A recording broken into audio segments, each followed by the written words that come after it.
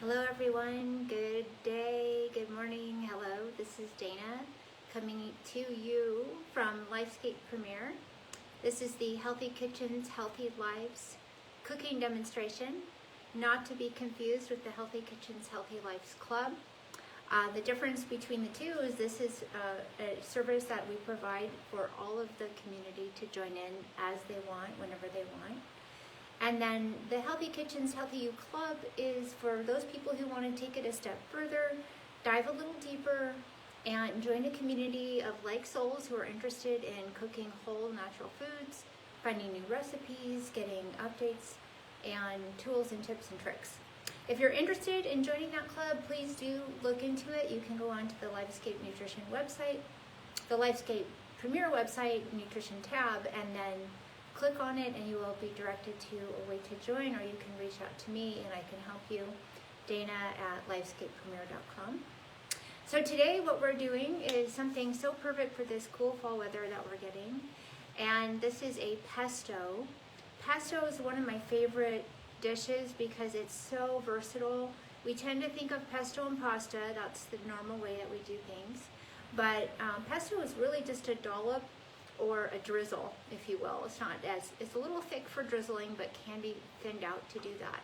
And so these are really the secret hidden gems and jewels of the kitchen are these sauces. So these are what transform a bland chicken breast or a plain pasta into something really fantastic and like, wow, that was so good. What did they do? So it's worth the effort to make, and you can always freeze it if you want to make a big batch and then freeze it in smaller batches so that you have an ability to use it quickly and not have to go through all this effort every single time. So today we're doing a little twist on the normal pesto. This is a pesto where we're going to take, instead of the basil, we're going to replace it with kale.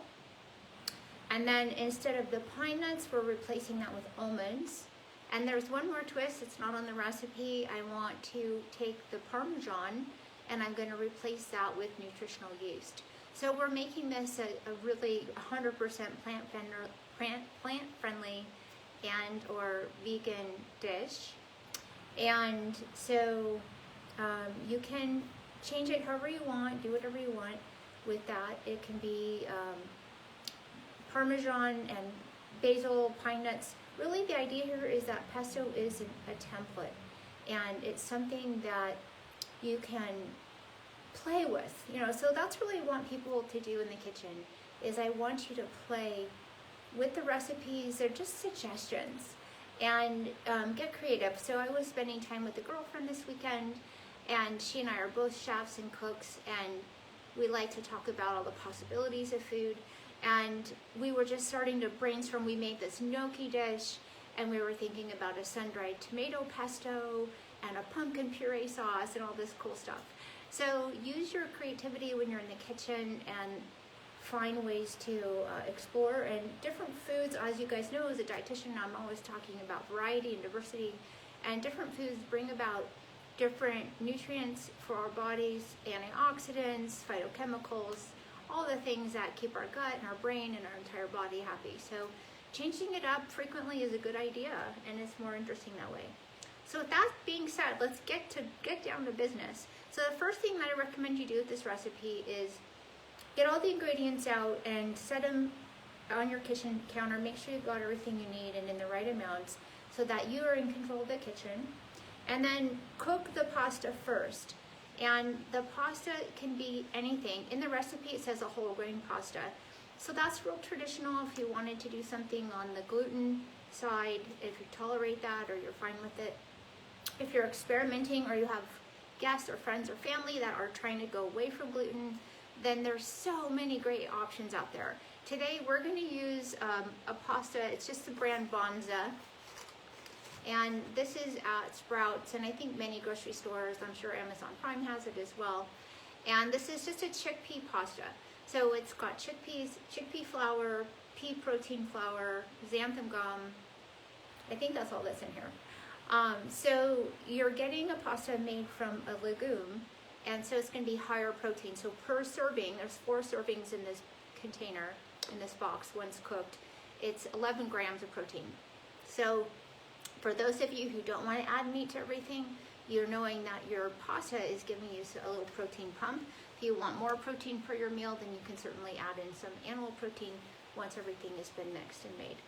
So you can try other pastas as well. We've got such a variety available to us these days. You can get pasta from red lentils, edamame, black bean. Really, the sky's the limit on what's available, and they're really good, you guys. The key here is do not cook it in a distracted state. They cook really fast. I cooked this for 8 minutes to al dente. It was another minute, I think it would have gotten a little too soft. So you really need to stay on top of the stove while you're doing this because it goes quickly. And then rinse it right away with warm water, toss it in some olive oil, and then you can set it aside for later if you're not using it right away. This dish can be eaten cold or hot. It's up to you, whatever makes sense. So once the pasta is done, it's cooked. It looks like this. So I took a penne pasta. The Bonza, actually, they make spaghetti style long noodles. They make curly, rotini style. They have a whole assortment of shapes and sizes, but I thought this would be fun for today because it would capture, it would grab a lot of the pesto. So we'll put this in the dish in a little bit and get going with that. So in the meantime, I've already washed and chopped up just a rough chop of some kale. This is a lacinato or dinosaur kale. And you can use the super curly kale too, that's fine, whatever you like.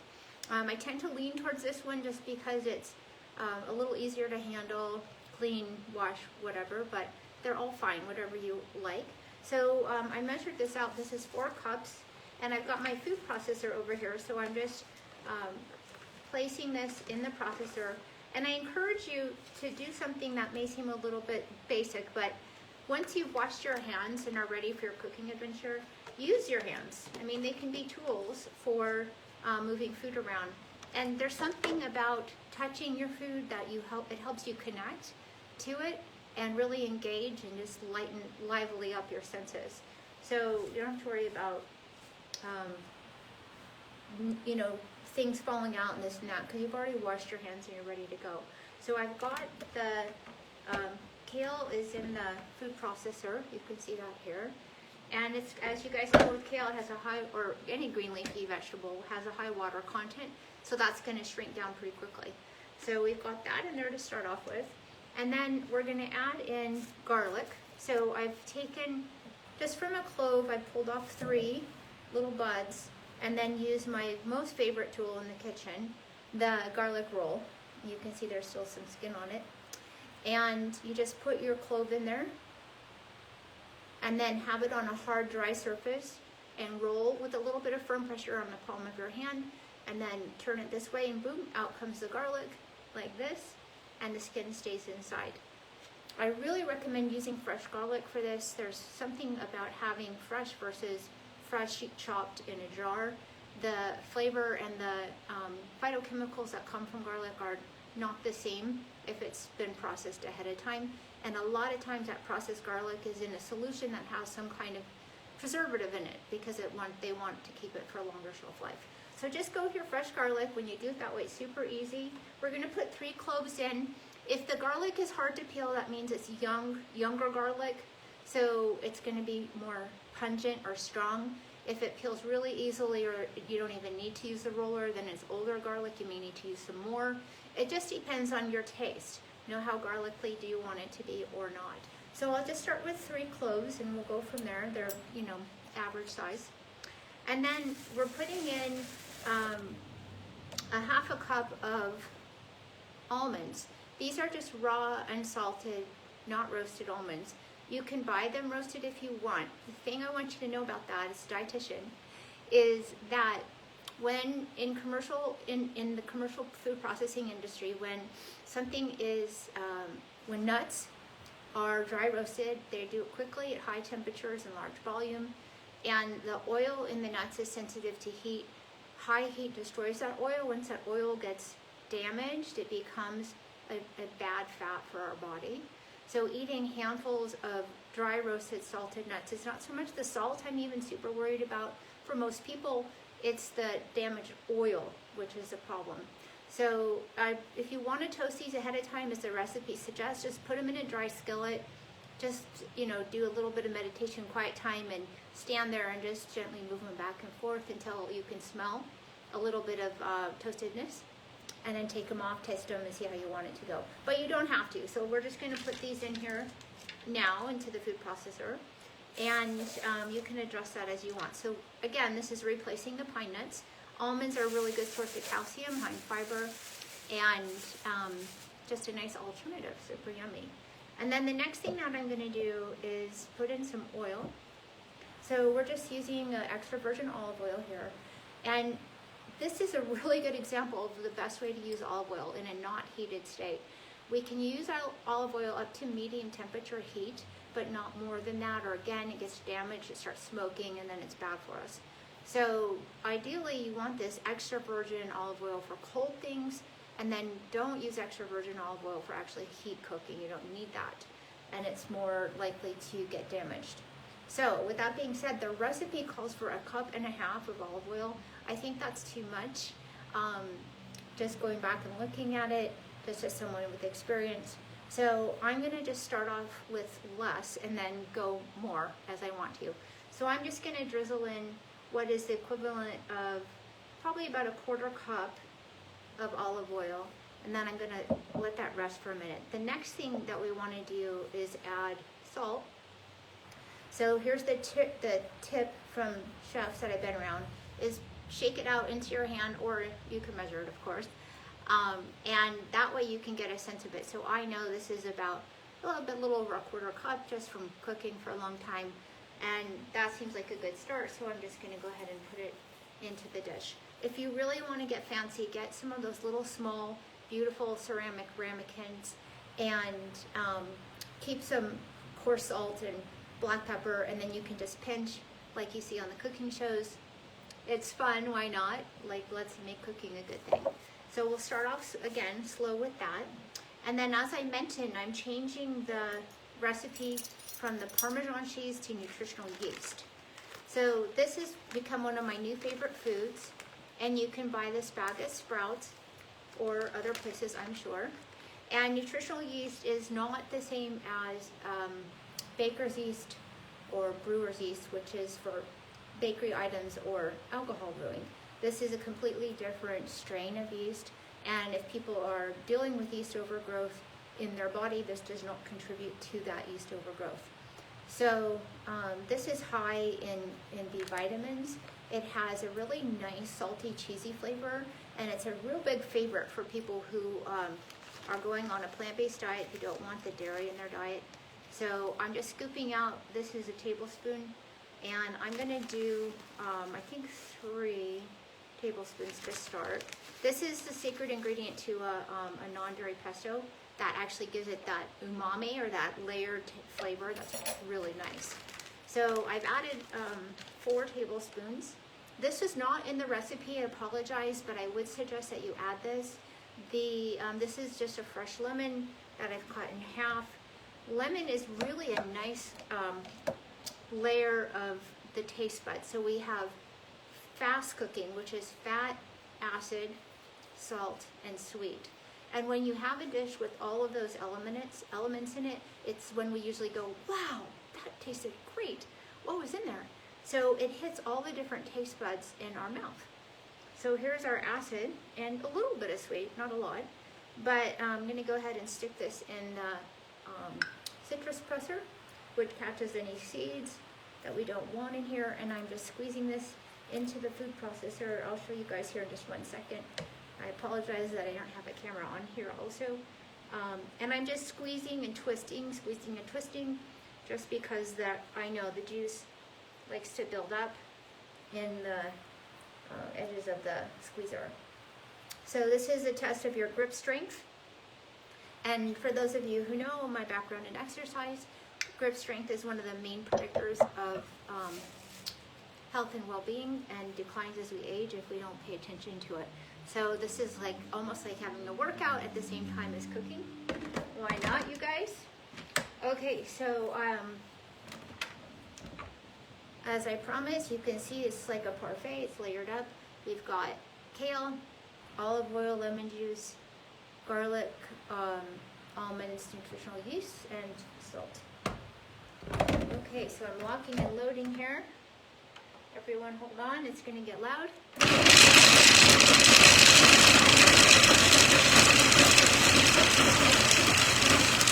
Starting to look like a pesto.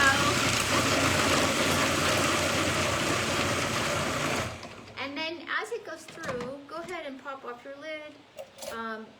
With food processors, don't use anything really sharp because you don't want to scrape and damage the inside of it, so use a soft spatula. And a lot of them come with the spatula that they want you to use. So I'm just scraping down the sides here. And this is all about taste and texture now. So this is where you guys get to play and see how thick or thin you want it to be. So right now, let me grab a little sample for you to see. This is the really coarse, thick texture. It's going to need a little bit more moisture to get it to be a little more liquidy, because I want it to be more of a sauce and not as thick. So I always like to smell my food even if it's not cooking hot. I've always cooked that way, you guys. I don't know why, but not having to taste as much, but really getting a sense through how it looks and how it smells. And to me right now, that smells like it needs more olive oil and more salt. So here we go. I'm going to put a little more salt in there. And remember, if you put too much salt in there, it's hard to bag out, but you can squeeze additional citrus in there. So citrus helps tamp down that high salt load. So to some degree that can save you. I'm going to put in some more olive oil, because remember we didn't use that full amount right out the get-go. And then you can also put in a little bit of water if you don't want to keep using as much olive oil. So this is just some filtered water, and I'm just going to put in about a tablespoon or so of that. And this is the reason why my pesto is going to taste different than your pesto, because we're all just kind of messing with it and seeing what sounds good, what smells good, and what tastes good.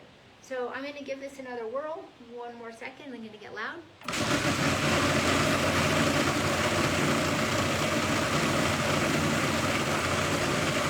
And one thing you can do while it's cooking, or I'm sorry, while it's the food processor is going, is you can drizzle a little bit of olive oil into it as it's going, which I'm going to do. Sometimes it helps it mix a little better.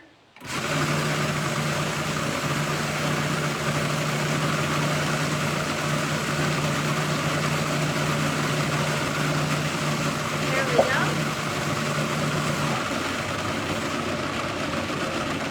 That's starting to look really good. I'll show you just one moment. Okay, and let's pop the lid off. That's perfect in terms of texture. So look at the difference now between what I showed you earlier. See how it's much softer, it's still that beautiful green color, and it smells good. I feel like it still needs a little something, and I will taste test this in a few seconds, but what I can tell you right now is it's going to need some more nutritional yeast. So I'm going to take my bag and scoop some more in there. I'm going to do another 3 tablespoons worth. Nutritional yeast is also super yummy if you're just sauteing some greens. Like one of my favorite new greens to saute is collard greens. That's part of the brassica family or cruciferous family. So it's a sulfur-rich vegetable. It helps with liver detoxification. And because it's in that brassica family, like broccoli, it can be a little tough. So you definitely want to cook it first. You can massage it with some water or olive oil prior to cooking to soften it a little faster. And then add some of this nutritional yeast to the how to sauteed greens and a splash of coconut aminos. Really fantastic. So just a little inspiration on the side of a way to use that. Here we go, one more time. Just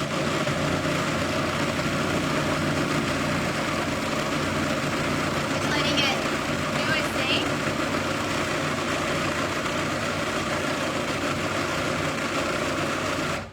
Okay, here we go, you guys. So I'm going to scrape down the side because the yeast has sort of flown up into the tops of the pot. And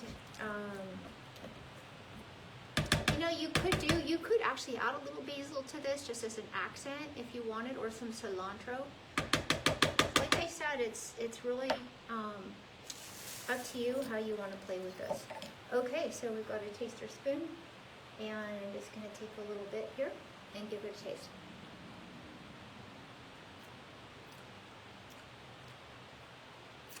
We're getting there. Okay, so what does that need? I think it needs a little more lemon. I don't have that right now in front of me. Actually, no, I think it's okay. If I had some more lemon, I would squeeze a little in there, if that was present. You could also use lime. That would be interesting, to give it a go. So let's move forward. And what I'm going to do is take the pasta. And as I said, I've already pre-cooked this and tossed it with a little bit of olive oil just to keep it from sticking, because the one thing with these gluten-free pastas is they can get a little bit starchy. So just be cautious of that when you're cooking it. Bring the water to a boil, put in the pasta, and then there'll be some foam that shows up, and stir it down, turn it down a little bit so that you're not at full boiling temperature. Once the pasta is cooked, drain it. Like I said, put hot water over it. And then make your way to a little bit of olive oil, dress it that way, and then off you go. So here we go. This is just, like I said, just a chickpea pasta with a little bit of olive oil on it, and it's the penne version. Okay, so what we're going to do next is switch over to our pesto. Here we go. See how much more creamy that looks and smooth. And then using our spatula, go ahead and start taking some out and mixing it into your pasta. Remember, the little bit of pesto goes a long way, so you may not want this whole entire amount on your pasta. It just depends again on how much you enjoy in terms of flavor. So here we go. So what I'm doing is I'm just taking my spatula and mixing it in. One of the things that I think you notice if you watch cooking shows is that cooks really like to use tongs when they cook. And I've really adapted that philosophy, and it's actually quite handy. So I recommend investing in a variety of different tongs if you don't have them. Not expensive. And that way it'll allow you to flip and toss like a pro. Alright, so this is, I can tell this is going to be plenty of pesto, so I did not use the entire amount. I would say a little over half. So then you've got pesto for something else. You can top any protein with pesto, or any other kind of vegetarian option, depending on what you like. It really makes all the difference. So like I said, you can take a piece of chicken, turkey, fish, shrimp. Pretty much there isn't anything that pesto doesn't make better. It's kind of how I see sunshine. Anytime there's sun, everything's better, which is good. I live in Arizona. All right, the pasta is still a little bit warm because I cooked it this morning prior to this show. So it looks like it's ready, it's good to go. And what I always like to do at the end, as you guys who've been following me know, is I like to add a little bit of an extra color and an opportunity for some more phytonutrients. So I'm going to add some tomatoes. They had heirloom tomatoes at the store, which are definitely signaling the end of summer. Here's a good opportunity for me to use my tongs so I don't dump all the tomato juice in there and dilute the pesto. But you could also use sun-dried tomatoes if you like, to make it a little more hearty. And especially if we're out of season for summer tomatoes, you can just use regular non-heirloom tomatoes in the heart of the winter. Whatever you like. And you can also, you could dress this with some chopped orange bell pepper. That would be really pretty and delicious. So here we go. We've got our finished dish. Voila. And as we say, after any good meal is prepared, bon appetit. Thank you so much for joining me. If you're interested in the Healthy Kitchens, Healthy You Club, jump on the Lifescape Premier website and then the nutrition link, and you'll be directed to a very simple, easy way to join. And I'll be back next month, December, believe it or not, with another fantastic dish and way to help keep you healthy and happy and well from the inside out for a long time. Thank you so much for joining me. Everyone, be well.